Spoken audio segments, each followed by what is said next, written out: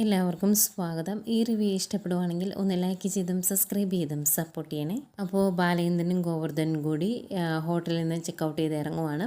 അവർ വന്ന് ബില്ല് കൊടുക്കാറാകുമ്പോഴേക്കും ഗോവർദ്ധൻ പറയും ബാഗൊക്കെ വണ്ടിയിൽ കൊണ്ടുവച്ചിട്ട് വരാമെന്ന്. അങ്ങനെ ഗോവർദ്ധൻ ബാഗൊക്കെ വണ്ടി വെക്കാനായിട്ട് പോകുന്നു. അവർ ബില്ല് കൊടുക്കാനായിട്ട് ബില്ലൊക്കെ റെഡി ആയിക്കൊണ്ടിരിക്കുവാണ്. കഴിഞ്ഞ് ഗോവർദ്ധൻ തിരിച്ചു വന്നിട്ട് പോകാം എന്ന് പറയുമ്പോൾ ബില്ല് കൊടുത്തില്ല എന്ന് പറയും. ദേ ഇപ്പോൾ റെഡിയാക്കി തരാം എന്ന് പറഞ്ഞാൽ അവരപ്പോൾ തന്നെ ബില്ലെടുത്ത് കൊടുക്കും. അന്നേരം ഗോവർദ്ധൻ പറയും ഞാൻ ബില്ല് കൊടുത്തിട്ട് വന്നോളാം, ബാലേട്ടൻ വണ്ടിയിൽ പോയിരുന്നു എന്ന്. അങ്ങനെ ബാലേന്ദ്രൻ പോകാൻ തുടങ്ങുമ്പം ആ റിസപ്ഷനിൽ ഇരിക്കുന്ന പെൺകുട്ടി ചോദിക്കുന്നുണ്ട്, അതെ സാർ, ഒരു കാര്യം ചോദിക്കാനുണ്ട്. ഞങ്ങളുടെ സർവീസൊക്കെ നിങ്ങൾക്ക് ഇഷ്ടപ്പെട്ടു, നിങ്ങളിവിടെ ഹാപ്പി ആയിരുന്നു എങ്കിൽ ഒരു റിവ്യൂ തരാവോ, നല്ലൊരു പോസിറ്റീവ് റിവ്യൂ തരാവോ എന്ന് ചോദിക്കുവാണ്. അന്നേരം ഗോവർദ്ധൻ സന്തോഷത്തിലായിരുന്നോ എന്ന് ചോദിക്കും ബാലേന്ദ്രൻ ഗോവർദ്ധനോട്. അന്നേരം ഞാൻ സന്തോഷത്തിലാണ് ബാലേട്ട എന്ന് പറയുമ്പോൾ എങ്കിലും ഒരു റിവ്യൂ കൊടുത്തേരേ എന്ന് പറയും. എന്നിട്ട് ചിരിച്ചുകൊണ്ട് പറയുക ഞാൻ സന്തോഷത്തിലാണോ എന്ന് ചോദിക്കുക എന്നിങ്ങനെ പറയുവാണ്. ആ പറച്ചിലിൽ നിന്നറിയാം ആ മനസ്സിൻ്റെ വിഷമമൊക്കെ. എന്തായാലും അത്രയും പറഞ്ഞിട്ട് ബാലേന്ദ്രൻ വണ്ടിയിലേക്ക് പോകുന്നു. ഗോവർദ്ധൻ ഇങ്ങനെ സങ്കടത്തോടെ നോക്കി നിൽക്കുന്നുണ്ട് കേട്ടോ ബാലേന്ദ്രൻ അവിടുന്ന് ഇറങ്ങി പോരുന്നത്. പിന്നെ റിവ്യൂ ഒക്കെ കൊടുത്തിട്ട് ഗോവർദ്ധനും പോരുന്നു. അത് കഴിഞ്ഞ് അവരവിടുന്ന് യാത്ര തുടങ്ങുവാണ്. അതിനുശേഷം വണ്ടി പോരുമ്പോഴെല്ലാം ഗോവർദ്ധൻ ഭയങ്കര ഗൗരവത്തിലാണ് എന്തൊക്കെയോ ഇങ്ങനെ ആലോചിച്ചുകൊണ്ടിരിക്കുക. അന്നേരം ബാലേന്ദ്രൻ ചോദിക്കും, എന്താണോ തനിക്ക് പറ്റിയത്, താൻ ഇന്നലെ രാത്രി ശരിക്കും ഉറങ്ങിയില്ലേ എന്ന് ചോദിക്കുമ്പോൾ, ഇല്ല ബാലേട്ട, തലയ്ക്കകത്ത് ഏതോ ഒരു കടന്നൽ കൂട് ഇങ്ങനെ പറക്കുന്ന പോലെയായിരുന്നു, അതുകൊണ്ട് എനിക്ക് ഉറങ്ങാൻ പറ്റിയില്ല എന്ന് പറയുമ്പം, ഞാൻ പറഞ്ഞ കാര്യങ്ങളാണോ തന്നെ ബുദ്ധിമുട്ടിച്ചുകൊണ്ടിരുന്നത് എന്ന് ചോദിക്കും. അന്നേരം അതേ എന്ന് പറയുവാണ്. അന്നേരം ബാലേന്ദ്രൻ പറയുന്നുണ്ട്, അതൊക്കെ ഒരു കെട്ടുകഥയായിട്ട് അങ്ങ് കളഞ്ഞാൽ മതി, ഞാൻ ഇതിനു മുമ്പ് പറഞ്ഞില്ലായിരുന്നു ഒരു ആംഗ്ലോ ഇന്ത്യൻ ലേഡിയുടെ കഥ, അതുപോലെ അങ്ങ് കൂട്ടിയാൽ മതി എന്ന് പറയുമ്പം ഗോവർദ്ധൻ പറയുന്നുണ്ട്, ഇന്നലെ ബാലേട്ടൻ പറഞ്ഞ കഥയൊന്നും കെട്ടുകഥയല്ല എന്ന് എനിക്ക് നന്നായിട്ട് മനസ്സിലായി. ഞാൻ ആ കഥ കേട്ടതിന് ശേഷം പല കാര്യങ്ങളും അതുമായിട്ട് കണക്ട് ചെയ്ത് ഞാൻ ആലോചിച്ചു. അതിൽ നിന്നെല്ലാം എനിക്ക് ആ കാര്യത്തിൻ്റെ ഗൗരവം നന്നായിട്ട് മനസ്സിലായി എന്ന് പറയുമ്പം ബാലേന്ദ്രൻ പറയുന്നുണ്ട്, ഞാൻ നന്നായിട്ട് കഥ എഴുതും എന്ന് തനിക്ക് മനസ്സിലായില്ലേ ഇതിനു മുമ്പ് ഒരു കഥ പറഞ്ഞപ്പം, ഇങ്ങനെയാണെങ്കിൽ ഞാൻ ഈ കഥയെഴുത്ത് അങ്ങ് കാര്യമായിട്ട് തുടങ്ങിയാലോ എന്ന് ആലോചിക്കുവാണ്. സിനിമാക്കാർക്ക് കൊടുത്തിട്ടുണ്ടെങ്കിൽ ഇഷ്ടം പോലെ പൈസ കിട്ടുള്ളൂ എന്നൊക്കെ പറയും.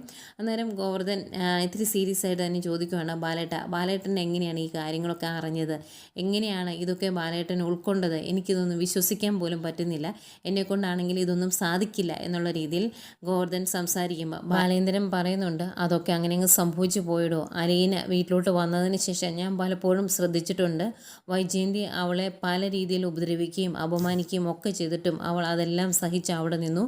വേറെ ഏത് വേലക്കാരിയാണെങ്കിലും അതെല്ലാം ഇട്ടിട്ട് ഓടിയേനെ. അതുപോലെ അവൾ പലപ്പോഴും എൻ്റെ മക്കളെ സ്നേഹിക്കുന്നത് ഞാൻ ശ്രദ്ധിച്ചിട്ടുണ്ട്. സ്വന്തം കൂടപ്പിറപ്പുകളെ പോലെ സ്നേഹിക്കുകയും ശാസിക്കുകയും ഒക്കെ ചെയ്യുന്നത് പലതവണ ഞാൻ ശ്രദ്ധിച്ചു. അതൊക്കെ എന്നിൽ ചില സംശയങ്ങളുണ്ടാക്കി. എന്തിന് അവളിങ്ങനെ ചെയ്യുന്നു എന്നൊക്കെ ഞാൻ ആലോചിച്ചിട്ടുണ്ട്. പിന്നീട് അവളുടെ വയറ്റിൽ കത്തിക്കുത്തി അവൾ ഹോസ്പിറ്റലിൽ കിടന്ന സമയത്താണ് ഞാൻ ആ ഒരു ഫോൺ സംഭാഷണം കേൾക്കുന്നത് എന്ന് പറഞ്ഞ് അലീന രേവതിക്കുട്ടിയെ വിളിച്ച് പറഞ്ഞില്ലേ, എൻ്റെ സ്വന്തം ചോരയല്ലേ, അതുകൊണ്ട് ഞാൻ പോലീസിനോടൊന്നും വിട്ടു പറഞ്ഞില്ല എന്നൊക്കെ. ആ കാര്യം ബാലേന്ദ്രൻ കേട്ടത് ഗോവർദ്ധനോട് പറയുന്നു. അതിനുശേഷം ബാലേന്ദ്രന് ഭയങ്കര സംശയങ്ങളായിരുന്നു. ബാലേന്ദ്രൻ മുത്തശ്ശിയുടെ ഫോണിൽ കോൾ റെക്കോർഡിങ് സെറ്റ് ചെയ്തതും ഒക്കെ പറയുന്നു. ആ വോയിസ് എടുത്ത് ബാലേന്ദ്രൻ കേട്ടതും അങ്ങനെ ആദ്യമായിട്ട് അലീന വൈജയന്തിയുടെ മകളാണ് എന്നറിഞ്ഞ ആ സിറ്റുവേഷൻസ് ഒക്കെ കാണിക്കുന്നുണ്ട്. പഴയ കഥകളാണ് ഗോവർദ്ധനോട് പറയുന്നത്. ഇടയ്ക്ക് സീൻസും കാണിക്കുന്നുണ്ട്. അതറിഞ്ഞ് ഒരുപാട് സങ്കടത്തോടെ നിന്നതും അത് കഴിഞ്ഞ് ഭയങ്കര സങ്കടത്തോടെ അലീനയെ വന്ന് നോക്കി നിന്നതും ഒക്കെ പറയുന്നു. അവിടുന്ന് അതിൻ്റെ സത്യാവസ്ഥ അറിയാൻ വേണ്ടി ഗംഗാധരൻ്റെ അടുത്തോട്ട് പോയതും അവിടെ നിന്ന് ഗംഗാധരൻ്റെ വായിൽ നിന്ന് തന്നെ സത്യാവസ്ഥ മൊത്തം അറിഞ്ഞതും പറയുന്നു. അന്നേരം ഗോവർദ്ധൻ ചോദിക്കുന്നുണ്ട്, ഈ കാര്യങ്ങളൊക്കെ എങ്ങനെ ബാലേട്ടനെ കേട്ട് നിൽക്കാൻ സാധിച്ചു എന്ന്.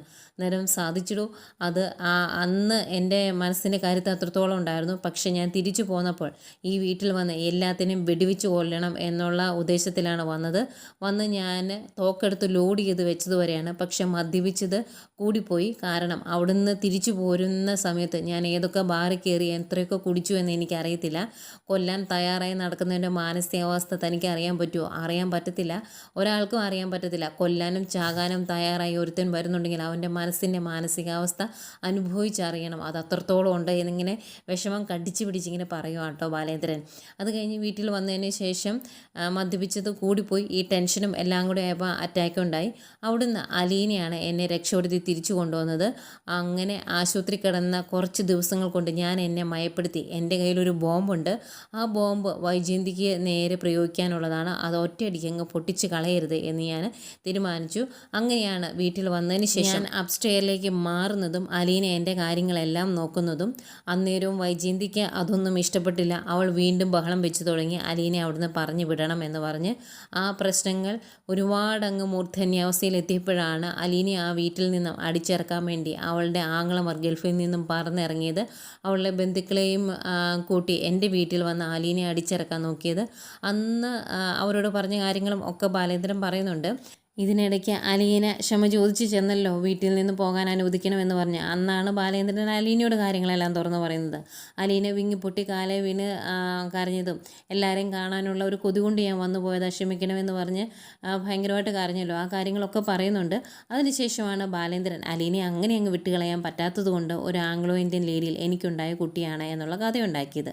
ആ കാര്യങ്ങളും എല്ലാം ഇങ്ങനെ ഓരോന്നിങ്ങനെ നടന്ന സംഭവങ്ങളെല്ലാം പറയുന്നു. ഗോവർദ്ധനെല്ലാം മനസ്സിലാകുന്നു. അന്നേരം ഇതെല്ലാം കഴിഞ്ഞ് ബാലേന്ദ്രൻ പറയുന്നുണ്ട്, എന്നെ ഒരു അപകടത്തിൽ നിന്ന് തിരിച്ച് ജീവിതത്തിലേക്ക് കൊണ്ടുവന്നത് അലീനയാണ്. അവൾ എന്നെ അതുപോലെ ശുശ്രൂഷിക്കുകയും ചേർത്ത് പിടിക്കുകയും ചെയ്തു. അതുപോലെ എൻ്റെ മക്കളെയും സ്നേഹിച്ചു. എൻ്റെ വീട്ടിൽ പല അനിഷ്ട സംഭവങ്ങളും ഉണ്ടായപ്പോൾ എൻ്റെ കൂടെ നിന്ന് അത് പരിഹരിച്ചത് അവളാണ്. അവൾ ഒരു നെടുന്തൂണായിട്ട് എൻ്റെ കുടുംബത്തിലില്ലായിരുന്നുവെങ്കിൽ എൻ്റെ കുടുംബം ഇന്നുള്ള രീതിയിൽ പോലും കാണില്ലായിരുന്നു. അതുകൊണ്ട് എനിക്ക് അവളോട് കുറേ കടപ്പാടുകളുണ്ട്. അവളെ എനിക്ക് അങ്ങനെ അങ്ങ് വിട്ടുകളയാൻ പറ്റില്ലടോ. അവളെ എനിക്ക് സംരക്ഷിച്ചേ പറ്റുള്ളൂ. അതെൻ്റെ കടമയാണ്. അതിനു വേണ്ടിയാണ് ഞാൻ ഈ ലോകത്തെ ഏറ്റവും കൂടുതൽ വെറുക്കപ്പെടേണ്ടവനായ സ്റ്റാൻലിയുടെ വീട്ടിൽ പോയാലും ഞാൻ ചെന്നത്. അത് അലീനയ്ക്ക് വേണ്ടിയായിരുന്നു എന്നൊക്കെ ഇങ്ങനെ പറയുന്നു. എന്നിട്ട് പറയുന്നുണ്ട്, അയാളുടെ അടുത്തേക്ക് അലീനെ പറഞ്ഞു വിട്ടിട്ടുണ്ടെങ്കിൽ ഒരച്ഛൻ്റെ സംരക്ഷണം അലീനയ്ക്ക് കിട്ടുമല്ലോ. അതൊക്കെ പറയുന്നു. ഇതെല്ലാം കഴിഞ്ഞ് ഇങ്ങനെ വിഷമിച്ച് ഇങ്ങനെ ചാരിക്കിടക്കും കേട്ടോ. ഇതിനിടയ്ക്ക് ഗോവർദ്ധന് ആകെ സങ്കടം വന്നിട്ട് ഗോവർദ്ധൻ വണ്ടി ഒരു സൈഡിൽ കൊണ്ട് ഒതുക്കും. എന്നിട്ട് ഗോവർദ്ധൻ ബാലേന്ദ്രനോട് പറയുന്നുണ്ട്, ബാലേട്ടന് ഞാനും കുറ്റം പറഞ്ഞിട്ടുണ്ട്, ഞാനും സുലുവും പറഞ്ഞിട്ടുണ്ട്. ആർക്കും വേണ്ടാത്ത അലീനെ എന്തിനാ ഇങ്ങനെ ചേർത്ത് നിർത്തുന്നത്, അതിൻ്റെ പേരിലല്ലേ പ്രശ്നങ്ങൾ ഉണ്ടാകുന്നത് എന്നൊക്കെ പറഞ്ഞിട്ടുണ്ട്. പക്ഷേ ബാലേട്ടൻ ഇത്രയും വലിയൊരാളാണ് എന്ന് എനിക്ക് അറിയില്ലായിരുന്നു. ബാലേട്ടൻ്റെ മനസ്സ് വിങ്ങുന്നത് എനിക്കറിയില്ലായിരുന്നു. ക്ഷമിക്കണമെന്നൊക്കെ പറയുമ്പം അതൊന്നും സാരമില്ലടോ, ഇതൊക്കെ ഉൾക്കൊള്ളാൻ പറ്റുന്ന ഒരു മാനസികാവസ്ഥയിലേക്ക് ഞാൻ എത്തി എന്നും പറയുന്നുണ്ട്. ഏതായാലും എല്ലാ കാര്യങ്ങളും ഗോവർദ്ധനോട് പുള്ളി തെറ്റാതെ എല്ലാം പറഞ്ഞു. ഒരു ആശ്വാസത്തിൽ, സങ്കടമുണ്ട്, അതിലേറെ ഒരു ആശ്വാസത്തിൽ വണ്ടിയിൽ ഇങ്ങനെ ചാരിക്കിടക്കുവാണ് ബാലേന്ദ്രൻ. ഇത്രയും കാണിച്ചുകൊണ്ടാണ് ഇന്നത്തെ കഥ അവസാനിക്കുന്നത്. പിന്നെ നാളത്തെ പ്രൊമോ കാണിക്കുന്നുണ്ട്. പ്രൊമോയിൽ വീട്ടിലോട്ട് കയറി വരുന്ന ഗോവർദ്ധൻ ഇങ്ങനെ അന്തം വിട്ട് ഇങ്ങനെ കുറച്ച് നേരം ഇങ്ങനെ നോക്കി നിൽക്കുന്നുണ്ട് അലീനെ. അത് കഴിഞ്ഞ് അലീന ചായയൊക്കെ കൊടുക്കാൻ വേണ്ടി ബാലേന്ദ്രൻ്റെ റൂമിലോട്ട് ചെല്ലുന്നുണ്ട്. അന്നേരം അലീനയ്ക്ക് വേണ്ടിയുള്ള ഷെൽട്ടർ തയ്യാറായിട്ടുണ്ട്, പോയി നിൽക്കാനുള്ള വീട് തയ്യാറായിട്ടുണ്ട് എന്ന് പറയുന്നു. അന്നേരം അലീനയ്ക്ക് ഭയങ്കര ബുദ്ധിമുട്ടാണ്. അലീന പറയുക അതത്ര നല്ല സ്ഥലമാണെന്ന് എനിക്ക് തോന്നുന്നില്ല എന്ന്. അന്നേരം ബാലേന്ദ്രൻ പറയുന്നുണ്ട്, അവിടെ പോയി നിൽക്കാൻ പറ്റുവാണെങ്കിൽ അത്രത്തോളം സംരക്ഷണം നിനക്ക് വേറെ ഒരിടത്തും കിട്ടില്ല എന്നും പറയുന്നുണ്ട്. പിന്നെ അവിടെ നിന്ന് ഇറങ്ങി വന്നു കഴിയുമ്പം എല്ലാവരോടും പിള്ളേരോടെല്ലാം പറഞ്ഞായിരുന്നു ബാലേന്ദ്രൻ അലീനയ്ക്ക് താമസിക്കാനുള്ള സ്ഥലമൊക്കെ റെഡി ആയിട്ടുണ്ട് എന്ന്. അവരെല്ലാം ഭയങ്കര സങ്കടത്തിലാണ്.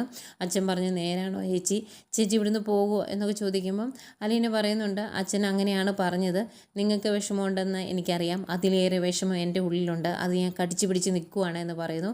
ഏതായാലും 4 പേരും വിങ്ങി പൊട്ടി നിൽക്കുവാണ്. എല്ലാവർക്കും ഭയങ്കര സങ്കടമാണ്.